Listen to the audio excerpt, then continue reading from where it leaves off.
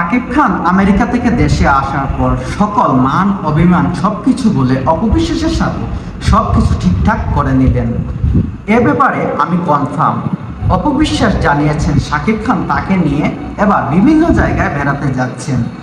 জানা যায় আগামীকালকে অপবিশ্বাস এবং শাকিব খান কক্সবাজার একটা জায়গায় একটা বিচের মধ্যে তাদের দুজনকে দেখা গিয়েছে। এ বিষয়ে আরও অজানা তথ্য চলে এসেছে।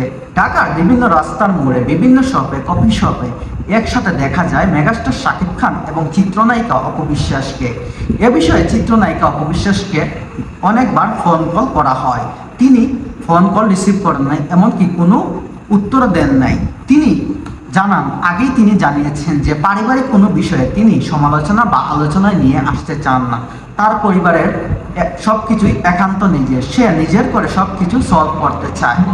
এ ব্যাপারে কোনো অভিযোগ নিয়ে নেই বলে জানান তিনি। তার পরিবারের সব কিছু তিনি এখন একমাত্র একাধিক নিজেই সব কিছু কেয়ার এবং দেখাশোনা করতে চান।